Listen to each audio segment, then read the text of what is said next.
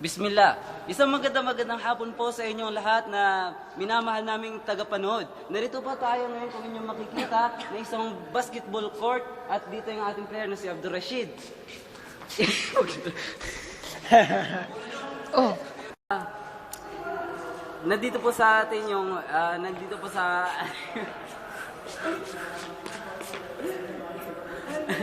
Ngayon, magkakaroon po tayo ng isang palaro.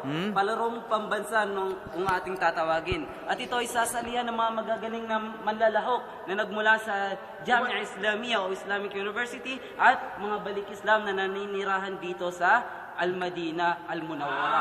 At, sige. maaari po ba magtanong? Okay, maaari. Nagtanong ka na. Mga ilang buwan o ilang tinatawag na taon ang ginagawa yung mga activities na ito? Sa paghahanda po ba? Sa paghahanda, ito ay nangangailangan ng malawak na paghahanda o mahabang panahon na paghahanda. Bakit naman?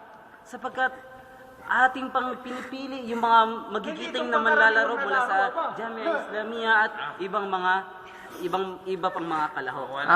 Ano mga tinatawag na iba't ibang mga palaro nito? Ano mga klaseng Iba-ibang palaro? isa na dito yung basketball. Ito baga? Yan. Yan. Kung nakikita nyo. At isa na rin dito ang soccer na kung saan ito ay masyhur. Ano bang masyhur? Kilala? Kilala sa mga Arabo. At mayroon tayong volleyball. Although hindi pa naikabit yung ating ring.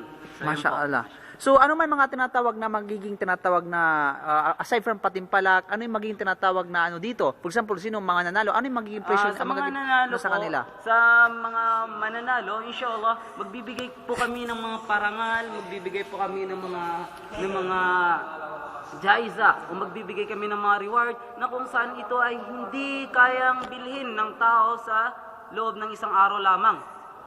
Katulad ng Ano po yun? Katulad ng pag-umrah, Pag-uumra, mashallah.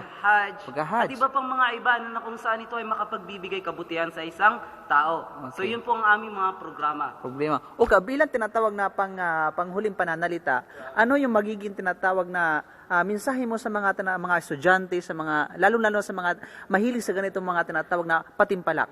So, ang aking mensahe lamang, kukunting mensahe sapagkat hindi man naman tayo ang pinakamagaling dito. Ang aking mensahe lamang, ang bawat isa, sana'y sa bawat isa ay magkakaroon sila ng sportsmanship. Sapagkat ang isa sa mga layunin kung bakit namin itinayo ang palarong ito ay upang tayo magkaroon ng pagkakapatiran. Upang may palakas natin ang ating pagkakapatiran. Yun lamang po. Maraming salamat. Assalamualaikum warahmatullahi.